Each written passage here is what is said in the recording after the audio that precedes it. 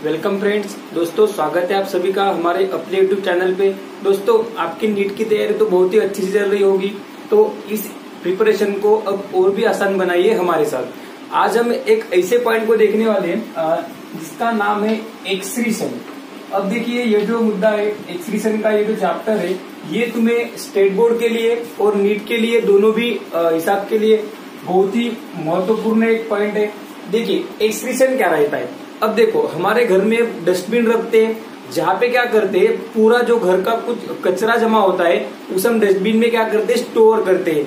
और जब गाड़ी आती है कहते हैं कि गाड़ी वाला आया घर से कचरा निकाल, उस तरीके से क्या करते हैं कि वो जो जमा किया हुआ वो जो कचरा है वो क्या करते हैं हमारे घर से बाहर फेंक देते हैं। मतलब क्या करते हैं वो जो प्रोसेस है वो बिल्कुल सेम है हमारे बॉडी के एक्सक्रीशन के जैसी। एक्सक्रीशन क्या है, ये एक लाइव प्रोसेस है। अब देखो लाइव प्रोसेस हमने पढ़ा हुआ है कि लाइव प्रोसेस क्या रहती है, जो हमारे लाइफ के लिए महत्वपूर्ण रोल प्ले करती है, उन प्रोसेस को हम क्या कहते हैं लाइव प्रोसेस, जिस प्रोसेस की वजह से हम अभी जिंदा है। अब देखिए ये जो लाइव प्रोसेस है एक्सक्रीशन की, जिसमें क्या किया जाता है एलिमिनेशन किया जाता है। एलिमिनेशन किया जाता है मतलब क्या किया जाता है कि जो रिमूवल आउट की प्रोसेस है, बाहर डालने की प्रोसेस है, मतलब हमारे बॉडी में जो कुछ भी वेस्ट मटेरियल तैयार हुआ है, जो कुछ भी वेस्ट मटेरियल है जो हमारे बॉडी में यानी सेल में तैयार हुआ है, वो मटेरियल क्या कहा जाता है एक्सपेल आउट और रिमूव आउट किया जाता है थ्रू आउट सेल मेम्ब्रेन और अवर बॉडी, या सेल मेम्ब्रेन से या फिर हमारे बॉडी से जो भी टॉक्सिक सब्सटेंसेस या फिर हार्मफुल सब्सटेंसेस, या फिर उसे हम ऐसे सब्सटेंस कहेंगे जो हमारे कुछ भी उपयोग के नहीं, काम के नहीं, ऐसे सब्सटेंस को, हार्मफुल सब्सटेंस को शरीर के हमारे बॉडी के बाहर निकालने की या फिर एक्सपेल आउट करने की प्रोसेस को क्या कहते हैं एलिमिनेशन। सिंपली हम क्या कह सकते हैं elimination is the process of remove out of toxic substances और हार्मफुल सब्सटेंसेस। ये जो टॉक्सिक सब्सटेंसेस है या फिर हार्मफुल सब्सटेंसेस है उनको हमारे बॉडी के बाहर निकालने की, या फिर थ्रू दिस सेल मेम्ब्रेन, ये जो सेल मेम्ब्रेन है सेल के बाहर निकालने की जो प्रोसेस है उसे कह सकते हैं हम एक्सक्रीशन। अब देखिए एक्सक्रीशन हमारे बॉडी में एक्सक्रीटरी प्रोडक्ट तैयार कैसे होते हैं, तो ये होते तैयार due to the catabolism of various products. ये जो हमारे बॉडी में कैटाबोलिज्म की प्रोसेस होती है, मतलब जैसे कि मानो respiration is a catabolic process. इसमें क्या होता है, अब देखिए कैटाबोलिक प्रोसेस में क्या होता है बड़े मॉलिक्यूल का छोटे छोटे टुकड़ों में या फिर छोटे छोटे हिस्सों में उसका रूपांतर किया जाता है, मतलब उन्हें कन्वर्ट किया जाता है। अब देखिए रेस्पिरेशन में क्या होगा, कार्बन डाइऑक्साइड और वाटर तैयार होगा और साथ में मिलेगी हमें एनर्जी। ये किससे होगा कि ग्लूकोज का यहाँ पे ब्रेक डाउन किया जाएगा। अब देखिए ग्लूकोज इज ए कार्बोहाइड्रेट, ये कार्बोहाइड्रेट का सिंपली दो ऑर्गेनिक एंड इनऑर्गेनिक, एक ऑर्गेनिक है और एक इनऑर्गेनिक है, इन दोनों में क्या किया है यहाँ पे कन्वर्जन किया है। अब देखिए इसे कहेंगे हम कैटाबोलिज्म, दैट इज रेस्पिरेशन। अब इन सब्सटेंस को हमारे बॉडी के बाहर निकालना जरूर रहता है। तो देखिए रेस्पिरेटरी ऑर्गन, हम लंग्स को रेस्पिरेटरी ऑर्गन्स कहते हैं जिसमें एक्सचेंज ऑफ गैसेस होता है। अब ये लंग जो है यहाँ पे रेस्पिरेटरी ऑर्गन के साथ साथ एक्सक्रीटरी ऑर्गन का भी फंक्शन करेंगे। They will act as a respiratory as well as excretory organ also. अब देखिए यहाँ पे लंग्स क्या करेंगे, ऑक्सीजन को ये अंदर लेते, फिर कार्बन डाइऑक्साइड को बाहर निकालते। मतलब क्या, कार्बन डाइऑक्साइड को जब बाहर छोड़ते तो ये क्या कर रहे हैं एलिमिनेशन कर रहे हैं। किसका, अब देखिए कार्बन डाइऑक्साइड हमारे सेल के लिए कुछ भी काम का नहीं, तो उसे बाहर निकालना पड़ता है। मतलब वो हमारे सेल के लिए कौन सा सब्सटेंस बना, हार्मफुल सब्सटेंस बना, टॉक्सिक साबित होगा। तो इस तरह के सब्सटेंस को अगर हम एलिमिनेट करते हैं तो उसे कहते हैं हम एक्सक्रीशन। अब देखिए ये हुआ कार्बन डाइऑक्साइड। इसके बाद हमारे लीवर में अगर हीमोग्लोबिन का ब्रेकडाउन हुआ, तो बिलीवर्डिन एंड बिलीरुबिन ये जो सब्सटेंस तैयार होते हैं उन्हें भी इंटेस्टाइन के जरिए बाहर निकालना जरूरी पड़ता है। That is nothing but excretion. उसे भी क्या कहते हैं हम? एक्सक्रीशन कहते हैं। हमारे बॉडी में से ये जो हमारे बॉडी की स्किन में स्वेट ग्लैंड से उनके जरिए हमारे बॉडी में से यूरिन एंड साल्ट्स उनको बाहर निकाला जाता है। That is nothing but excretion. तो ये जो भी हमारे बॉडी में से हार्मफुल और टॉक्सिक सब्सटेंस को बाहर निकालने की प्रोसेस है, बाहर छोड़ने की प्रोसेस है, उसे क्या कहा जाता है? तो उसे कहते हैं हम excretion. Excretion is an essential life process by which removal of toxic substances takes place, जिसकी वजह से क्या कर सकते हैं हम? ये जो हमारे बॉडी में हार्मफुल टॉक्सिक सब्सटेंस मटेरियल तैयार होता है उन्हें क्या किया जाता है? हमारे बॉडी के बाहर निकाला जाता है। अब देखिए इसके बाद हम देखेंगे कि मोड्स ऑफ एक्सक्रीशन, मतलब एक्सक्रीशन किस मोड से होता है, किस प्रकार से होता है। तो मोड्स यानी टाइप्स, क्या देखेंगे हम? मोड्स यानी टाइप्स। तो देखिए ये जो एक्सक्रीशन के टाइप है वो कैसे रहते हैं हमारे बॉडी में। ये जो एक्सक्रीटरी प्रोडक्ट्स है वो कैसे तैयार हो रहे हैं? तो अमीनो एसिड का ब्रेकडाउन हो रहा है, अमीनो एसिड का ब्रेकडाउन हो रहा है। ये किसमें होगा? तो ये होगा सिंपली इनटू अमोनिया। अब देखिए ये अमोनिया को हमारे बॉडी से बाहर निकालने की प्रोसेस को हम कहेंगे डीएमिनेशन, मतलब अमोनिया हम अब बाहर निकालेंगे। लेकिन क्या होता है कुछ ऑर्गेनिजम्स में ये जो अमोनिया होता है वो टू सब्सटेंस में कन्वर्ट किया जाता है, जैसे कि मानो यूरिया और यूरिक एसिड। अब देखिए ये जो यूरिया है, यूरिक एसिड है और ये जो अमोनिया है, ये तीन अलग अलग तरीके के सब्सटेंस को हमारे बॉडी के और कोई भी ऑर्गेनिज्म हो उसके बॉडी से बाहर निकाला जाता है। तो उसकी वजह से हम ये क्या पढ़ने वाले हैं? Modes of excretion. उसकी वजह से ये अलग अलग सब्सटेंस तैयार होने की वजह से हमें देखना पड़ेगा मोड्स ऑफ एक्सक्रीशन। तो अब देखिए मोड्स ऑफ एक्सक्रीशन में सबसे पहले हम देखेंगे कि अमोनोटेलिज्म। पहला मोड कौन सा है? अमोनोटेलिज्म। अब देखिए अमोनोटेलिज्म क्या रहता है? तो अमोनोटेलिज्म इज द प्रोसेस और is the method of excretion. ये क्या है? एक्सक्रीशन का एक मेथड है या फिर एक टाइप है जिसमें क्या किया जाता है? एक्सक्रीशन टेक्स प्लेस किया जाता है, एक्सक्रीशन ऑकर होता है, लेकिन ये जो एक्सक्रीटरी प्रोडक्ट हम बाहर निकालते हैं तो वो होते हैं इन the form of ammonia.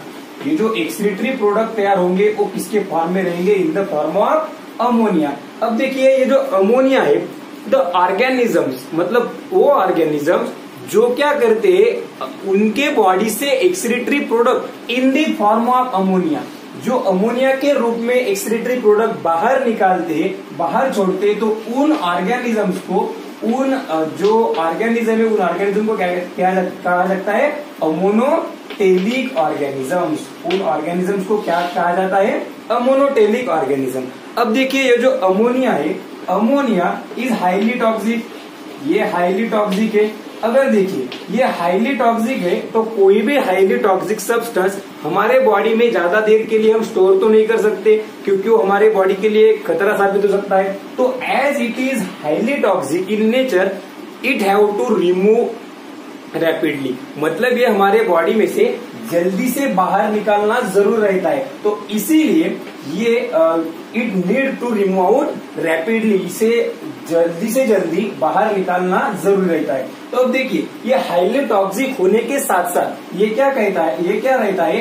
Rapidly soluble और easily soluble in water. Water में क्या रहता है? हाईली सोल्यूबल रहता है, रैपिडली सोल्यूबल रहता है, और इसे कह सकते हैं कि इट इज रेडिली सोल्यूबल, मतलब कि मानो ये क्या रहता है? वाटर में ज्यादा जल्दी, बहुत जल्दी क्या कर सकता है? इसे हम डिजॉल्व कर सकते हैं। तो as it is readily soluble in water, ये अगर पानी में जल्दी डिजॉल्व हो जाता है तो इसके वजह से इसे क्या कर सकते हैं? बॉडी के बाहर जल्दी निकाला जा सकता है। अब देखिए 1 ग्राम अमोनिया के लिए, for the removal of 1 gram of ammonia, 1 gram ammonia निकालने के लिए ये कितना पानी लगता है? यहाँ पे 300 से 500 मिली। It require 300 to 500 ml of water.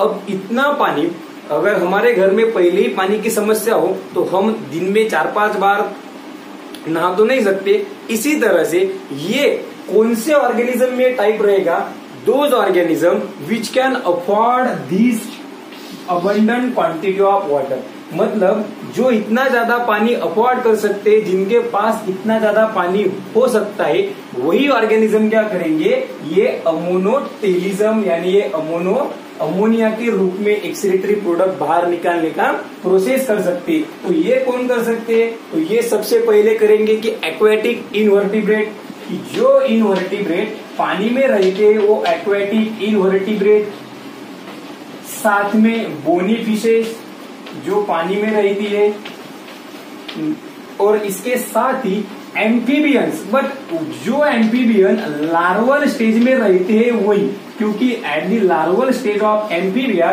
They live in water. तो लार्वल स्टेज के जो एम्फीबियंस है वो क्या करते हैं, अमोनोटेलिज्म शो कर सकते हैं एक्सेट्रा। तो this is about the ammonotelism. तो ये अमोनोटेलिज्म हुआ। इसके बाद हम देखेंगे दूसरा प्रकार कि जिसका नाम है यूरियोटेलिज्म। इसका नाम क्या है, अब यूरियोटेलिज्म। अब देखिए यूरियोटेलिज्म, यूरियोटेलिज्म क्या रहता है, जैसे इन the form of ammonia, ammonia के रूप में एक्सक्रीटरी प्रोडक्ट तैयार होने के प्रोसेस को हमने कहा था अमोनोटेलिज्म। वैसे ही अगर substance in the form of urea के रूप में एक्सक्रीटरी प्रोडक्ट बाहर निकाले जाते हैं तो उन्हें क्या कहते हैं हम, यूरियोटेलिज्म। जो ऑर्गेनिजम्स यूरिया के फॉर्म में उनके एक्सक्रीटरी प्रोडक्ट बाहर निकालते हैं उन ऑर्गेनिजम्स को कहा जाता है uricotelic organisms. The organisms which removes out or which expels out their excretory products in the form of urea, those are called as ureotelic organism. अब देखिए ये यूरिया लीवर में कैसे तैयार होता है, तो ये लीवर में तैयार होता है by the process known as ornithine cycle. ये जो ऑर्निथिन साइकिल है इसमें क्या होता है, इस अमोनिया के साथ कार्बन डाइऑक्साइड रिएक्ट होगा और उसकी वजह से क्या तैयार होगा, यूरिया। अब देखिए जो यूरिया है ये as compare to ammonia it is less toxic. Ammonia की कंपैरिजन में लेस टॉक्सिक है, साथ में भी लेस सोल्यूबल है as compare to ammonia. Ammonia की कंपैरिजन में ये लेस सोल्यूबल है। तो ये क्या करता है, it require from the 1 gram of removal, इसके 1 ग्राम ऑफ रिमूवल के लिए 1 ग्राम यूरिया के रिमूवल के लिए it require nearly about 50 ml of water. इसे कितना पानी लगता है, 50 ml ऑफ वाटर। तो ये जो यूरिया है ये यूरिया कितना पानी लेगा, 50 ml ऑफ वाटर। तो इसके एग्जाम्पल जो है, इसके एग्जाम्पल रहते हैं कि ये हमने देखे वहां पे लार्वल स्टेज ऑफ एम्फीबिया, ये क्या है उसके, ये जो एडल्ट है एडल्ट एम्फीबियन क्या दिखाते हैं, एडल्ट एम्फीबियन दिखाते हैं यूरियोटेलिज्म। साथ में ही एम्फीबियन के साथ मैमेलिया, ये जो हमारा ग्रुप है ह्यूमन बीइंग के साथ मैमेलिया का, वो भी क्या दिखाता है, यूरियोटेलिज्म एक्सेट्रा। तो ये हुआ यूरियोटेलिज्म। अब इसके बाद ये जो लास्ट टाइप है, आखिरी प्रकार है जिसका नाम था यूरिकोटेलिज्म। इस आखिरी प्रकार का नाम क्या है, यूरिकोटेलिज्म। अब देखिए यूरिकोटेलिज्म क्या है कि रिमूवल ऑफ टॉक्सिक सब्सटेंस और removal of nitrogenous waste product और harmful toxic substance in the form of uric acid, इसके रूप में, यूरिक एसिड के रूप में। यूरियोटेलिज्म में क्या था, यूरिया के रूप में। अमोनोटेलिज्म में क्या था, अमोनिया के रूप में। मगर यहाँ पे यूरिकोटेलिज्म के बारे में क्या है, यूरिक एसिड के रूप में। जैसे अमोनोटेलिज्म करने वाले ऑर्गेनिज्म को अमोनोटेलिक ऑर्गेनिज्म कहते हैं। यूरिया के फॉर्म में जो एक्सक्रीशन करते हैं उन्हें यूरिकोटेलिक कहते हैं, यूरियोटेलिक कहते हैं। तो इन ऑर्गेनिज्म को हम क्या कहेंगे, यूरिकोटेलिक ऑर्गेनिजम्स। इन ऑर्गेनिज्म को क्या कह सकते हैं हम, uricotelic organisms. The organisms which removes out their excretory products in the form of uric acid. Those organisms are known as uricotelic organism. अब देखिए ये जो यूरिकोटेलिक ऑर्गेनिजम्स है ये यूरिक एसिड के रूप में करते हैं। यूरिक एसिड कैसे तैयार हो जाता है? तो यूरिक एसिड तैयार होता है हमारी बॉडी में इन दी साइकिल बाय आइनोसिनिक पाथवे। इसके रूप से बाय आइनोसिनिक पाथवे। अब देखिए ये जो यहाँ पे यूरिक एसिड है ये बहुत ही लीस्ट सोल्यूबल, मानो जो सोल्यूबल ही नहीं रहता, एकदम कम मात्रा में क्या रहता है, इसकी सोल्यूबिलिटी रहती है, least soluble, and it is also least toxic. ये क्या है? लीस्ट टॉक्सिक है। और डेजर्ट एनिमल के लिए क्या है? ये मानो जैसे एक वरदान है। तो अब देखिए ये लीस्ट टॉक्सिक और लीस्ट सोल्यूबल होने की वजह से इसके 1 ग्राम रिमूवल के लिए, for the removal of 1 gram of uric acid it require only up to 5 to 10 ml of water. इसे पानी कितना लगता है? सिर्फ 5 से 10 ml ऑफ वाटर। अब इसके जो एग्जाम्पल है, एग्जाम्पल रहते हैं, ये देखिए ये जो यूरिक एसिड है, यूरिक एसिड पानी बहुत कम लगने की वजह से ये also in the form of pellets, मतलब जैसे गोलियां रहते in the form of pellets, की पैलेट के रूप में क्या कह सकता है, इसे बाहर निकाला जा सकता है। एग्जाम्पल स्नेक्स, लैंड स्नेल, साथ में बर्ड्स, ये जो एग्जाम्पल है वो किसके रहेंगे? तो इसे कहते हैं यूरिकोटेलिक ऑर्गेनिजम्स। अब देखिए ये हुए हमारे 3 अमोनोटेलिज्म, यूरिओटेलिज्म और यूरिकोटेलिज्म। इसके ही साथ एक और टाइप रहता है जिसका नाम है ग्वानोटेलिज्म। जिसका नाम क्या है? ग्वानोटेलिज्म। अब देखिए इन the form of guanine. Guanine क्या है? प्यूरिन पायरिमिड हमें पता है कि नाइट्रोजनस बेस है। तो एक नाइट्रोजनस बेस अगर उसके रूप में, ग्वानिन के रूप में अगर एक्सक्रीटरी प्रोडक्ट बाहर निकाले जाए तो उसे कहते हैं हम ग्वानोटेलिज्म। ये दिखाते हैं अरेक्नाइड्स। ये जो अरेक्नाइड्स रहते हैं मानो स्पाइडर, स्कॉर्पियन और साथ में पेंगुइन, ये जो ऑर्गेनिजम्स है वो क्या दिखाते हैं? ग्वानोटेलिज्म। तो ये जो है अलग अलग तरीके क्या है? Modes of excretion. अब देखिए ह्यूमन बीइंग में हमारे बारे में क्या रहता है? हमारे बॉडी में कई बार ऐसा होता है कि यूरिक एसिड डिपॉजिट होता है। अब हमारे बॉडी में हम तो यूरियोटेलिज्म है, मतलब यूरिया के फॉर्म में एक्सक्रीशन करते। हमने देखा कि मैमलिन्स आर यूरियोटेलिज्म, बट यूरिया के फॉर्म के साथ यहाँ पे हमारे बॉडी में प्यूरिन और पायरिमिडिन का, मतलब नाइट्रोजनस बेसेस का ब्रेकडाउन होने की वजह से हमारे बॉडी में क्या तैयार होता है? इन सम अमाउंट, मतलब कुछ प्रमाण में यूरिक एसिड तैयार हो जाता है। अगर ये यूरिक एसिड हमारे बॉडी से बाहर न किया जाए तो ये हमारे जॉइंट्स ऑफ बोन्स, की बोन्स के जो जॉइंट है उसमें क्या होता है? डिपॉजिट होता है, और उसकी वजह से एक पेनफुल डिसीज होता है, उसे कहते हैं गोट। और ये जो आर्थरिटीज है, जॉइंट आर्थरिटीज और पेन आर्थरिटीज, उसे क्या कहा जाता है? गोट। तो ये डिसीज किसकी वजह से होता है? Due to the deposition of uric acid in the joints of bones. तो ये हुआ गोट। अब देखिए ये हुए हमारे 4 अलग अलग तरीके के type modes: ammonotelism, ureotelism, uricotelism और ग्वानोटेलिज्म। अगर आपको इसका कंपेरेटिव स्टडी करना है, मतलब इसका डिफरेंस देखना है, तो एक हम बॉक्स करेंगे अमोनोटेलिज्म, एक करेंगे यूरिकोटेलिज्म और एक करेंगे यूरिकोटेलिज्म। और जैसे मैंने आपको 1 by 1 स्टेप बाय स्टेप यहाँ पे लिख के दिए थे, आप ऐसे ही कंपेयर करके देखिए कौन से किसका मोड किसमें रहता है, किसे क्या कहा जाता है, किसे कितना पानी लगता है, कौन सा मैकेनिज्म रहता है। इस अलग अलग तरीके को पॉइंट को डिस्क्राइब कीजिए, यहाँ पे डिस्टिंग्विश उसको इन तीनों बॉक्स में फिलअप कीजिए। अगर कुछ दिक्कत आए तो मुझे कमेंट कर दिए, मैं जरूर सॉल्व कर दूंगा।